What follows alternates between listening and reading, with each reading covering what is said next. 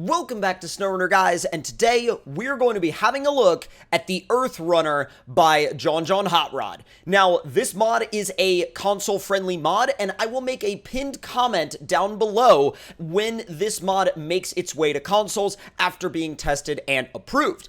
Now, what is this based on, and what is its purpose? Well, essentially, the EarthRunner is based on the real-world EarthRoamer. Now, the EarthRoamer, you can get them in essentially depending on what you order, you can get them in multiple different sizes. I'm not quite sure how many sizes there are. I know there are two main sizes. However, this one is based on the larger size, which is based on a commercial Ford chassis. Now, I'll put some photos up on the screen from EarthRoamer's website so you guys can see what the real world version of this truck looks like, and as you can see, this particular mod looks very, very similar. Now, the purpose of one of these things is essentially to be able to camp wherever in the world you can possibly drive this thing to, and in absolute luxury. You are essentially driving around in a off-road luxury hotel room. I mean, these things are not cheap. However, when you do a little bit of digging into some of the options that they can be offered with, you realize why they're not cheap. Now, one of the coolest parts about this particular one is the fact that the entire camper body has a modeled interior. So we're actually going to take a quick tour of the inside of this EarthRunner. Now, as you can see in here, full luxury hotel room level. You have everything from a fridge to a fire extinguisher. You've got a full kitchen up here. You've got a shower, like a whole entire bathroom, essentially, that's all modeled inside the camper itself. You even have a little rack up here where you would put some stuff in the bathroom, like a towel rack. That is so wild. Out here on the couch, you have all of your different pillows, and I'm sure that this probably converts out into a bed if you needed it to. You have a Xbox controller out here, so that whenever you're camping out in the wilderness, you know, you can play some Xbox. It's all good. Now, you've got right here in the kitchen, you've got your sink, your little cooktop, your microwave.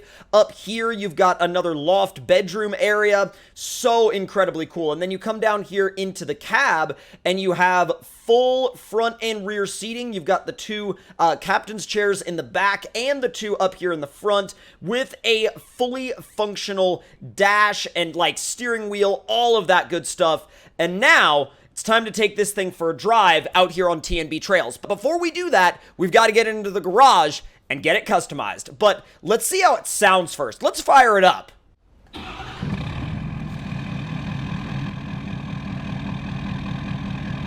It sounds so good. Let's take it through a little bit of its rev range.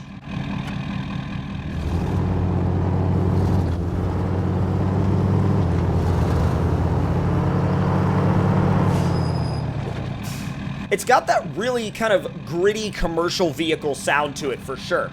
Now, it also comes with a pre-built-in radar unit. Pre-built-in. You don't even have to add anything. I have not touched this truck in terms of customization. Also, the stock suspension is fully active. Now, once again, let's get it inside the garage and see what we can do in terms of customization. So, the engine, you've got the stockish spec 6.7 liter diesel, got the grocery getter spec, which is tuned up to 900 foot-pounds of torque. Then you have the tow and haul spec with 1,500 foot-pounds of torque, trail runner spec, and vanilla diesel spec, once again based on the F750 tune, if you want to drive this thing in a very vanilla game-style way. So, let's go with the trail runner, because this is going to be the most balanced one. Now, gearbox-wise, you got heavy tow and haul 4-speed, low and slow experimental crawler, stockish 6-speed, tow and haul 10-speed, trail runner 6-speed, and vanilla spec 6-speed. Let's go with the trail runner spec 6-speed, because once again, that's going to be the most balanced all-round setup. Now, here's where it gets interesting in the suspensions category. So, King of the Hammers is going to be your indestructible version of the Trail Runner suspension. Then you have the Max Lift Active, which is indestructible and adds 3 inches of lift over the standard Trail Runner suspension. You also have the Trail Runner Active, Trail Scout Max Lift Active, and then you have Trail Scout Max Lift No Damage Active, Trail Scout Active, and Trail Scout No Damage Active. Now, tires-wise, you've got the standard grip EarthRunner terrain, stockish grip EarthRunner terrain, Trepidor runner, and this is designed for crawling but with a little bit of added slip. You also have the TrailRunner KOH spec, the standard grip EarthRunner terrain up in 60-inch. You start out at a 55, but you can go up to a 60, and then the list repeats. Now, once you get into the mud tires, you have the Bog Runner, the Swamp Runner, the Cheater Grip Crawler Runner, and then the list repeats in 60-inch once again as well. And you also have the SnowRunner terrain designed for snow and ice traction. Now, we're going to go with the let's see, I'm going with the, oh man, the standard grip EarthRunner terrain in 60-inch. That, to me, looks the most like a setup that you would find on these trucks in the real world. And I've been lucky enough to actually get to see one of these trucks in person.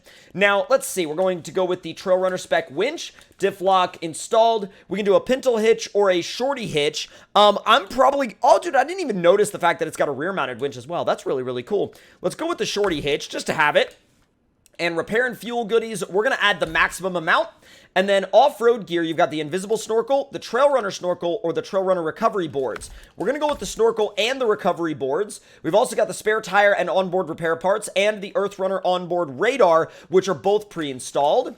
And then we have the license plates front and rear that are already pre-installed. Now, in terms of wheel options, we have the Armory, the Arsenal, the Barricade, and the EarthRunner Super Singles. Now, I'm going to leave the EarthRunner Super Singles on there for the most realistic look and feel. But once again, in terms of customization, that is completely up to you guys when you build one of these for yourselves. Now, you do have a couple of custom paint jobs, and then after that, you've got a full range of essentially whatever color option you would like. I'm partial to the way these things look in tan. I really like the way they look in tan, but I also like the way they look in kind of a gray / silver. But these even look really good in like a brighter silver / like white. I actually really like that. I love the way that looks. Even like a darker, almost forestry green is also a really nice color to run on these things.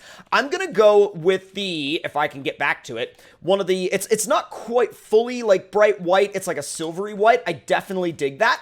And then of course on the dash, we're gonna throw beans up there for maximum beans power. And now, it's time to get this thing out on a little adventure and find ourselves a campsite.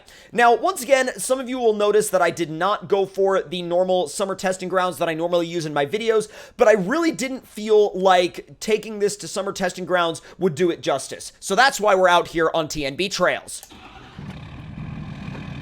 Dude, look at those gauges! That's so sick. And oh my god. This dude has integrated the mirrors and the rear camera into your infotainment screen. So you have a rear view camera and a driver and passenger side camera. That is incredible. And you have fully functional mirrors. How he got all this to work is incredible. You can even see back into your own kitchen. You can legitimately see back into your own kitchen. I've got some bacon going back there. It's fine. I got some eggs going back there as well. It's a nice morning for it. All right, making our way out to our campsite. This thing is going to absolutely revolutionize the level of camping RP you can do in SnowRunner. Absolutely no question about it. All right, let's see. We're gonna head to the left. Let's get on after it. And it ain't slow either. I mean, it's definitely, you feel the weight, you feel the mass, but that's good because you should feel the weight and the mass in something like this. I mean, it is a very heavy vehicle. It is not light in the slightest, but again, you want to feel that mass when you drive it. I mean, if this thing felt like it only weighed, 3,000 pounds, it would not in any way, shape, or form feel realistic, but this thing feels like it's got some proper weight to lug around, and I am so glad that it feels that way. I'm so glad that it has that level of mass, Oh, come on.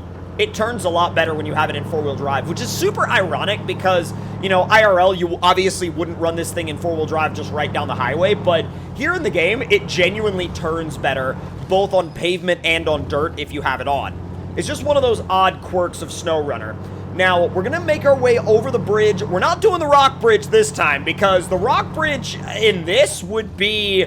The rock bridge in this would be a trip. It would be a thing. Now, there are some trails that I really want to check out, and I think, if memory serves me correctly, the trail that we're heading to right now shouldn't be too insane for a vehicle like this, although we might be headed for trouble. I'm not sure. We're just going to have to wait and find out. Also, I have to add that I love the way the suspension performs. I love the way it actually, like, soaks up everything the way it should.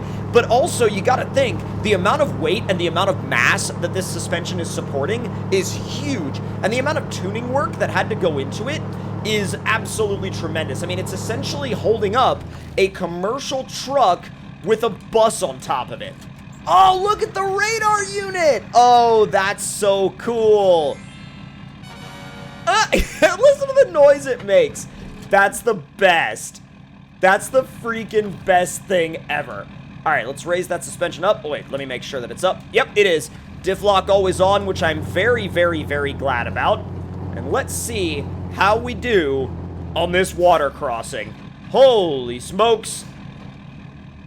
Suspension is in high mode, so there really isn't much else we can do in terms of getting it any higher. We also have the largest tires that it would let us buy.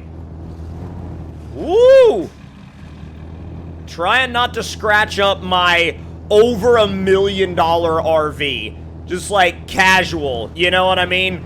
Casually going through a creek in my well over $1 million off-road RV. It's fine. Don't worry about it. Oh, dude! Dude! Oh, that is so sick. That is so freaking cool. I love it. And so far, it's actually done a lot better than I thought it was gonna do. All right, let's ease you on down right here. You gotta be careful, because again, it is massive. It's gonna be so much bigger than anything that you've ever taken on most of these trails. But boy, is it worth it. I mean, I figured we would have scraped the underside by now, but we haven't really. I guarantee you we'll drag the back, though. Oh, yeah. Oh, yeah, we're gonna drag the bumper, we're gonna drag the hitch, but you're gonna do that in this. I mean, there's really no getting around it, unless you only ever drive it on prepped roads. Ooh, that's terrifyingly sketchy. Oh, God. I'm glad that tree is there.